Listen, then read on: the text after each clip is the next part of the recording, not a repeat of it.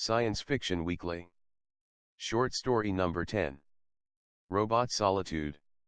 Short Read Series. By Neil A. Hogan. Published by Maldek House. Copyright 2017. www.sciencefictionweekly.com. Robot Solitude. By Neil A. Hogan. The flickering of the aurora above Jupiter's north pole had always fascinated me. High-energy particles colliding with gas atoms.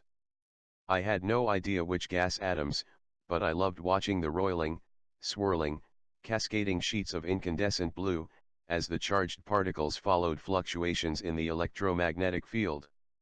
Of course, I loved all of Jupiter. Its red spot, its spiraling Coriolis-influenced weather bands, its colors. Its endless swirls of hurricanes. Others preferred Saturn with its rings, but the solar system's protector was my favorite. In the old days, I used to have a live feed of Jupiter on my VR panel. While the rest of the world was obsessed with the alien whales on Europa, I was enjoying the sights and sounds of the gas giant. And now, like a moth to a flame, or an arsonist to a fire, I floated above that pole I'd dreamed about, mesmerized, wanting to spiral into that blue plasma, dive into one of those hurricane swirls the size of Earth. Well, my consciousness was wanting to. Of course, the unit I had merged with wouldn't allow it, beeping at me frantically, as I started getting too close. Activating the left M thruster, I spiraled upward and away, the RBS moving at my thought. RBS units were all the rage this year. Many got theirs as a Christmas present. I bought one for myself. Plug into it, and I could be almost anywhere in the solar system instantaneously. It was better than VR, and I could even use it to see the ultraviolet and infrared spectrums, too. The robot body ships had already been sent to all the planets, some of the asteroids, and to major bodies as far away as the Oort cloud. Laser acceleration to get them there, then wide, spiraling orbits around masses over several months to slow them down. I was a bit wary, of course. New Christmas toys were usually found to be defective or worse, then later banned by governments. Still, the joy outweighed the risks, and I was here. There was a row of RBS units on a spindly seat rack not far from me, just sitting there like silent sentinels, forever watching, or an eerie army awaiting orders. The seat rack was like a floating piece of grandstand, and perhaps it held about 70 of them in a row. To be honest, they weren't much to look at. Humanoid-shaped, roughly assembled composite bodies with spherical heads and a wraparound visor.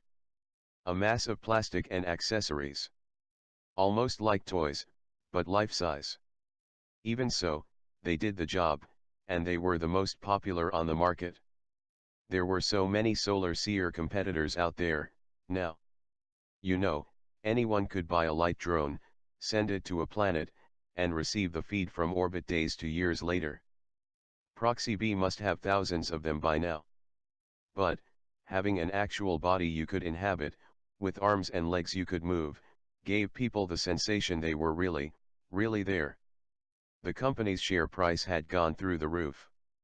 My original body, back on Earth, was plugged directly into the interface unit via my brainstem, and made the connection through quantum entanglement, transferring my consciousness instantly to the robot body while leaving my real body on automatic. My organic body was hooked up to all sorts of tubes for food and waste, and wires to maintain the heart and other functions, even though I would only be gone an hour. A security precaution, the box had said. Well, it worked, and I was here. I turned slightly, enjoying the solitude, the serenity. Clear, round stars, familiar to me but without the twinkling that Earth's atmosphere gave them. Below, Jupiter spun, its gas bands swirling. I turned off the ultraviolet to get a clearer look, and the blue field disappeared, revealing more hurricanes bigger than Earth that dotted its north. I let my thoughts drift, relaxing in the emptiness. I was the only one in the universe watching Jupiter like this. This was perfect. Far away from Earth, and the maddening crowd, the interruptions to my peace. I could stay here forever. Just me and Jupiter. Nothing could interrupt this. Blissful. Serene. Peaceful. G-Day, love, are you alright?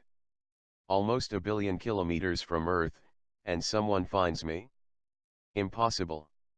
Blocky metal feet came into my awareness, barely meters away. Or were they in front? 360-degree vision can be confusing. Have you turned your networking system on yet? The male voice asked. My what? I said, as this new annoyance floated closer. I didn't want him here. This changed my plans. The box said we only ever got an hour for security reasons. I wanted all those minutes to myself. Well, you were just, like, floating there, not moving, and I thought I'd better check on you. You know the warnings on the box say possible psychosis, or even addiction. I didn't read that.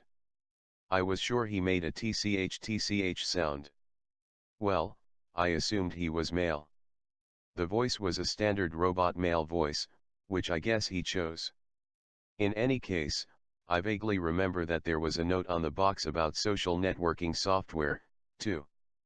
But, I wasn't here to meet anyone, so I didn't read that bit. As soon as I thought of this, a screen displayed inside my awareness. It was as though someone had put a light show inside my brain and I could turn my eyes inwards to watch. About 270 round spots in block formations floated near Jupiter, with nearby moons not to scale. 7 of them had separated from the main blocks and were shown in blue, locations of other RBS users, with information and pictures. I groaned inwardly. I wasn't alone here. And now the RBS fans wanted to get together. Was it going to be a convention? Still, the distance meant they were weeks away. The RBS near me waved his blocky arms about, little sparks in his head suggesting his networking system was on, being read by his consciousness. Otherwise, only the bright light of Jupiter reflecting yellow and orange from his body ship was letting me know he was there. I had disabled other readouts. No offense, I finally said. But I came here to get away from people. Like, billions of kilometers away. A break from speaking and thinking. But, surely you don't want to waste your hyperthoughts, he asked. My hyperthoughts? Then I thought about it. I had just understood his English perfectly. It's a second language for me. Japanese is my first language. And this guy was obviously Australian, but, normally I wouldn't be able to tell Caucasian groups apart, especially when all I had to go on was a voice. Then again, most Caucasians think I'm Chinese, so I guess it goes both ways. Then I remembered I'd operated the robot instinctively, but I had had no training. My consciousness must have interfaced with an information patch, and was enabling me to know just about anything. Including who was speaking with me. Perhaps I should have read that manual.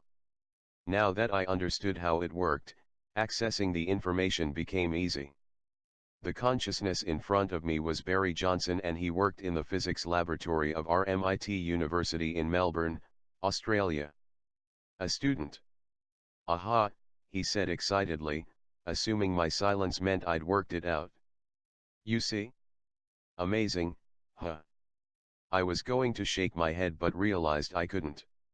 I was going to do the little rejection turn I did when guys I wasn't interested in tried to hit on me at a bar, but of course, I couldn't hide behind my long black hair, as I didn't have any here. 360-degree vision.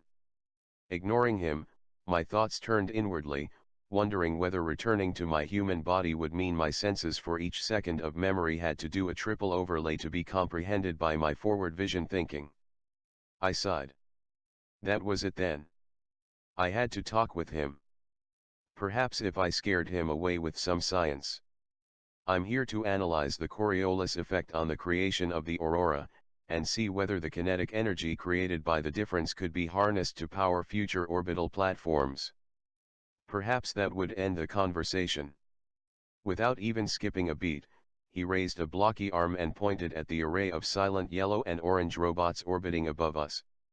They run on the heat output of Jupiter, he said, unfazed. Infrared radiation. Jupiter has enough for millions of years. I doubt anyone would need anything more than that. I tried to nod, but, of course, nothing happened. This would take a while to get used to. Look, he said. I realize you're having some me time, but when you're done, why not join our group over near Europa? There are units above the moon. Just switch to the area. We'll be several kilometers above one of the plumes on the far side. Don't forget that Europa is tidally locked, so you don't have to compensate for finding us. We'll be hard to miss. I didn't plan to reply, but before I could even think whether I should, the light went out of his head, and the robot seemed to bend forward slightly. The M thrusters engaged, and it shot backwards and up to its seat not far above. I assumed automatic return systems had been activated the moment Barry's consciousness had left. I'm sure he's at Europa now, over 70,000 kilometers away. I looked around, but I couldn't pinpoint it among the stars. The brightest moon in the solar system, this far away, would be just another speck of light. Responding to my thoughts, another 3D image appeared within my head. A galactic positioning system map. Europa was to my left. Bright and round, looking just like a star, but slowly eclipsing the other stars behind it. I sighed. I guess I was going to end up at Europa after all. But first, now that I knew I could transfer easily, I wanted to check out the red spot. Robot Body Ships Inc. had left a seat rack of them locked in orbit above the massive maelstrom, and it was easy to transfer my consciousness to one of those bodies. Within moments I was floating above the giant red spot. Looking deep into the weather patterns was like trying to work out where fractals ended. It was fascinating and disturbing at the same time. The fact that this storm could contain about 2 or 3 Earths added to the awe and horror.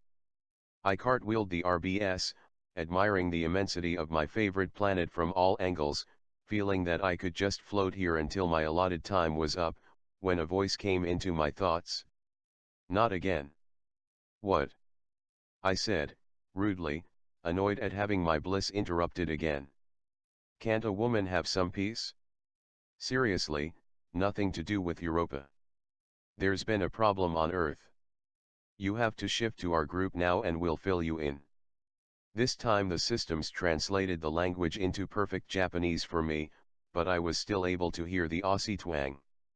The interface must let some of our personality through. Or perhaps it contained little nuggets of programmed personality with the transfer. Can't you just tell me? You're thousands of Ks away. Oh, just shift here already, he said, starting to get irritated with me. I stared at the swirling red, trying to calm myself. Why was I emotional in a robot body, anyway? I thought emotions were purely chemical reactions in our organic bodies. Perhaps we were still linked to our emotions through quantum entanglement? Or it was another thing, packaged and transferred? In any case, Barry had piqued my interest. Just then, eager to update me, my RBS unit confirmed that emotions were encoded as a data download when we were first scanned and made our bookings. They were sent on ahead by light-speed signal. But, due to their complexity and dynamic nature, could not be replicated. The data was finite. If I got too emotional I would simply use up all the emotion quota. A security precaution. That is why they also limit our trips to 1 hour. We needed a constant replenishment of emotions data from our organic bodies to maintain our humanity. Emotions didn't come with our consciousnesses, so had to be continually updated via the light-speed signal. I was about to shake my head to clear it when I remembered I couldn't do that, and instead, turned the suit slightly and looked in the direction of Europa. I guess, whatever they wanted, I could always continue this later. Jupiter wasn't going anywhere. Before I could even send the thought, a map of the seat racks in the area appeared inside my head. All I had to do was. The solid wall of the rack, the support area, the RBS beside mine, and the view of Europa's seasonal plumes firing ice crystals into the vacuum, all merged into one overlaid image as I struggled to reorient myself in the new robot body.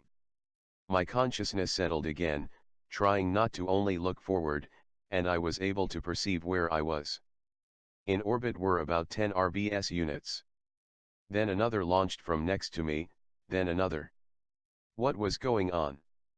Mine engaged its drive and I floated towards the group. What's this all about? One of the robots held up a blocky arm and pointed at another robot floating nearby. Jacques was one of the last to get away, Barry said. What do you mean? The robot he indicated lifted his arms and explained, with comical jerky movements, his language filtering to me in Japanese, with a French-Canadian accent. The system said he was from Quebec. Paris, then London, then New York, he said. The solar flare would have burned everything in its path. Systems collapsed, power grids went offline, mobile satellite networks burned out. Even orbital internet broadcasting systems were fried. I looked at him incredulously, unbelieving. I was still here. I had felt nothing.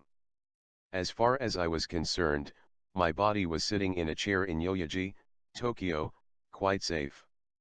Surely, I would know if something had happened. Did the system remove all of us so completely that the mind and body connection was truly separated?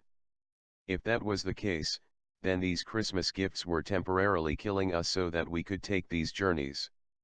No wonder we had to be plugged into a system to keep our bodies alive. We were already ghosts. Robot ghosts. If that is the case, I said, wanting more information, how did you survive? Moscow was the first to lose contact. Then Berlin. I got away quickly. So, you don't know if anything has really happened to the other cities. I wasn't prepared to believe him. The Aussie interrupted. I had hoped it would be just the northern hemisphere, as bad as that sounds, but I did the math. That much power hitting the electromagnetic field? I doubt any electrical device is working. This is a trick, I said, realizing the hyper-thought system was enabling me to speed through all the possibilities faster, and still reach the same conclusion as Barry. You've made it up for some kind of monetary gain. I was clutching at straws. I couldn't accept it. It would mean I wasn't just dead for 1 hour. I was dead permanently. Oh, come on, said another one. Canadian accent. Victoria. It was usually difficult to tell the difference between Canadians and Americans, due to both having a noticeable rhotic speech system, yet my system allowed me to sense it perfectly, without even looking up the rest of her details. We're all space nuts, Victoria said, defensively. We're here because we love this stuff. You must have had some really bad upbringing to instantly believe people make stuff up, or want to rip you off, no matter who they are, or where they come from. Honestly, I had to agree she was right. I was a bit negative, even though I suddenly felt offended.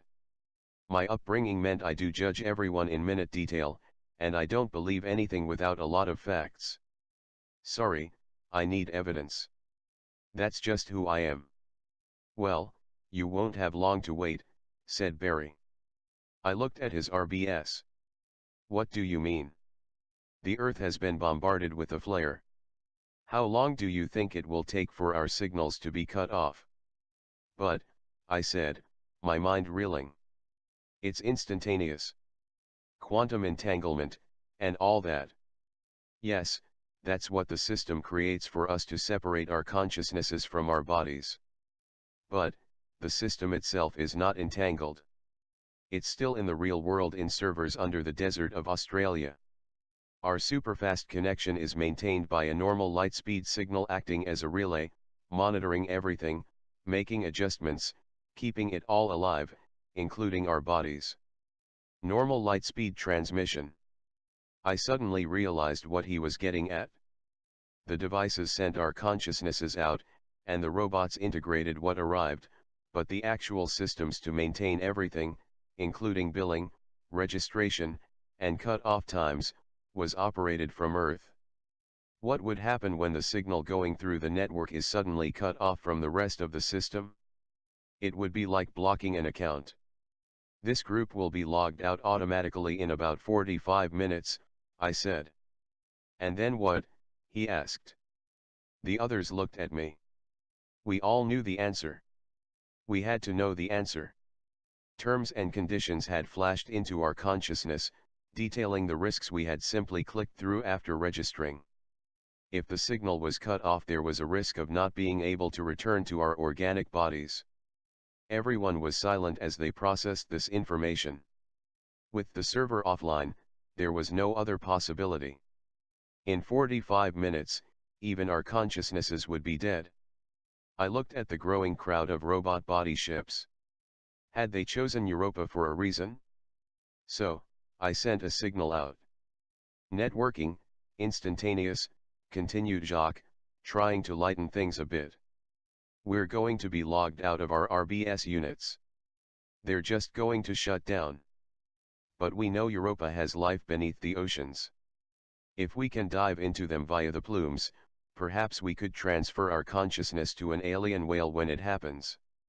Live another life. The flashing head was impassively looking at me, but I got the distinct impression he was apologizing, and trying to shrug. Sorry, it's all I had.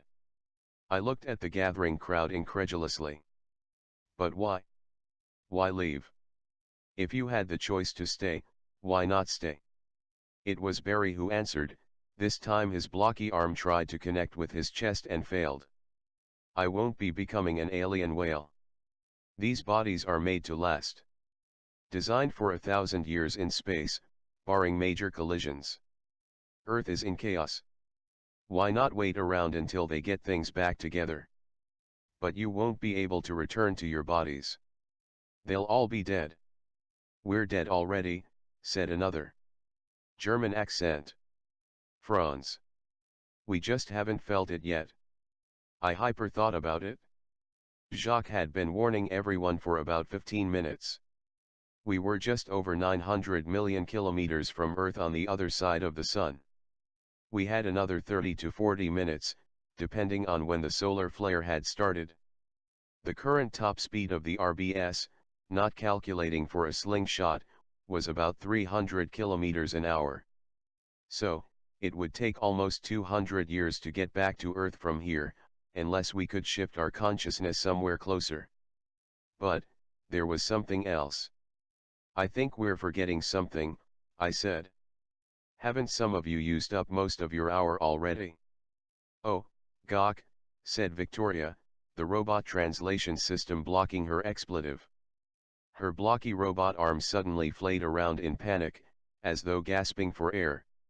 Suddenly, her light went dim, and the RBS bent forward, turned and slowly burned back up to the seat rack. We all realized instantly that she was dead. It had been so quick it had barely registered. But the system confirmed that her time had been up, and the robot automatically released her consciousness back to her body. But, without the server being active from Earth on the other end of the entanglement system, or a body to go to, there was no return for her. As simple as that. She was gone. I shuddered, adding some horror salt to my thoughts. This could start to send these kids a bit mad.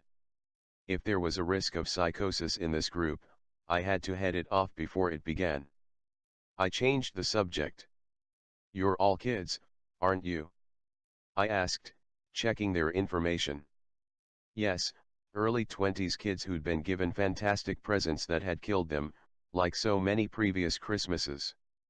I looked at the floating group of robots, shifting ever so slightly in their positions, as their movements were compensated by automatic thrusters to keep them stationary. All these kids were simply going to disappear into the ether. But, even if they survived, and their consciousnesses had been able to return to their bodies, what insane life would they have on a planet that suddenly had no communications, computers, or basically anything operating to sustain them? The human population would be reduced to their basic instincts of survival, fighting over food and water. Then I reminded myself that I was in the same situation. What was I going to do? All right, let's think this through, I said. We've got brains. And with this system they're now hyperbrains. Surely, we can work out how to hack the system of an RBS seat rack. And how do we get the automatic cut-off signal anyway? Is it sent? The seat racks have nothing, said Franz. They're just racks. They don't even recharge the robots. Already on it, said Jose from Colombia. The robot starts the countdown the moment we merge, activating emotions, information, networks and other systems. Then the next robot continues the countdown when we transfer, if we're nearby, like now. There's an emergency override in the system. Code ZY2X74P. Doesn't work for me, said Jacques. Probably specific. How did you find it? I asked. I've been working on it since I got into the suit. He described a complicated list of menus, codes, and procedures and, thanks to the hyperthought system, we were easily able to replicate it, find our own codes, and override the time lock. Now, when the body ship's timers reached 60, they'd be ignored. Safe, said Raj. Safe, said Lee. Safe, too, said Barry. Other people confirmed they were safe, as more joined. The solution was posted to the conscious networking system, and all RBS around the solar system received the message instantly. Mine still had a few more minutes to go before I could confirm that I was safe, but I was sure I had entered the right codes. Right, Barry said. We've gone from 1 hour to 1,000 years. What's next for all of you? Alien whale, back to Earth, or what? We can't shift closer to Earth as all the nearby RBS units would have been cut off from the main system by now, as the light speed disconnection has already caught up with them, said Jose. So, no closer consciousness shifting is possible with those units. I could find a way to override the area restriction and shift further out, where the signal hasn't caught up yet, but there'd be no point, I guess. Though, I've always wanted to see Pluto. Traveling at robot speed would take centuries. How is the networking system maintained? I asked, trying to find a different angle. The system told me as several answered. The edges of our consciousness were touching, and the system was creating a display like a permission slip to enable us to use it, and retain some privacy.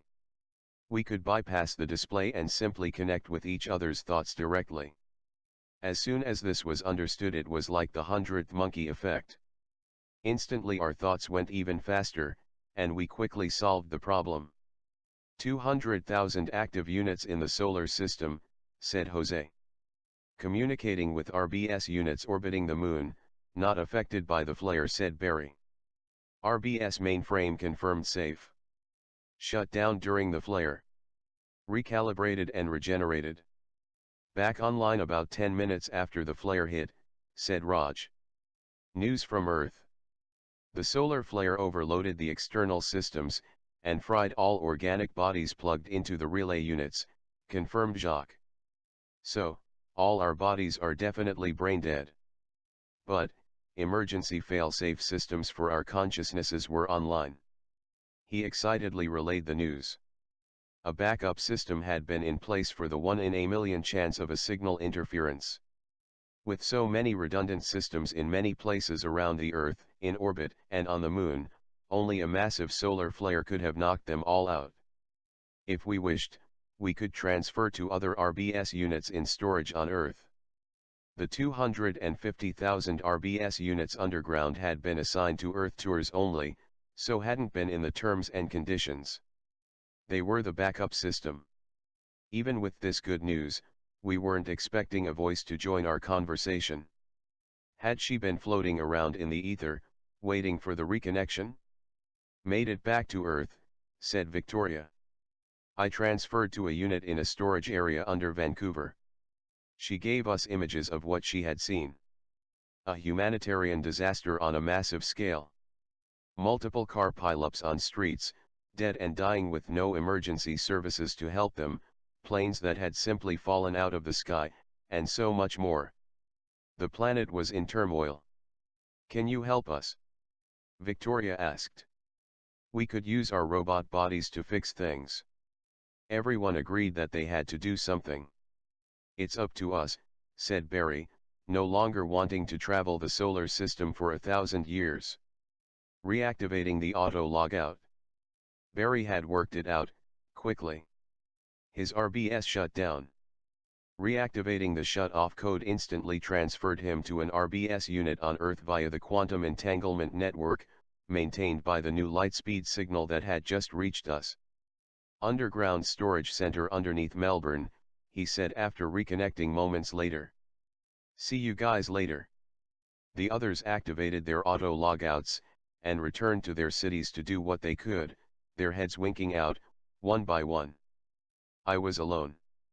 As the empty units all bent forward slightly, and floated back to their seats on the spindly rack, I turned to Jupiter, my friend and savior, my go-to planet when I needed some cheering up.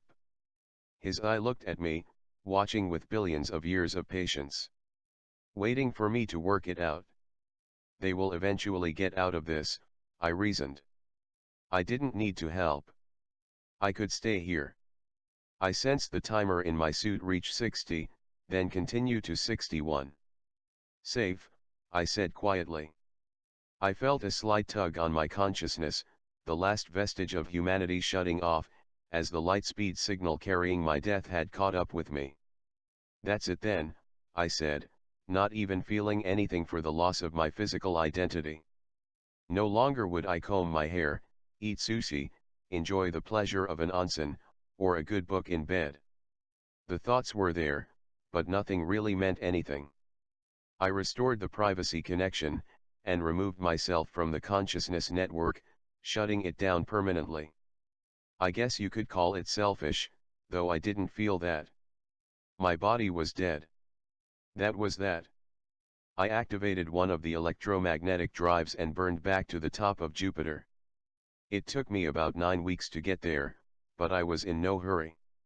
I watched the turning, swirling storms in the planet's bands as I rose up his face.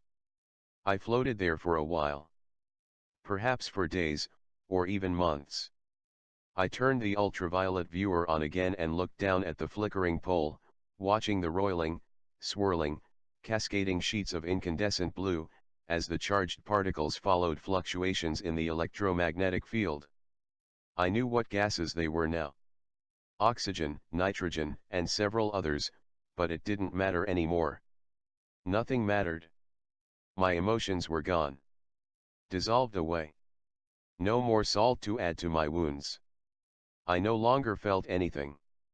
I just observed with no spikes of joy filtering into my static consciousness. Perhaps it was because I was no longer part of humanity, or perhaps it was because I was no longer human. I didn't know, and didn't care. All that mattered was Jupiter. And I would stay with him until the end.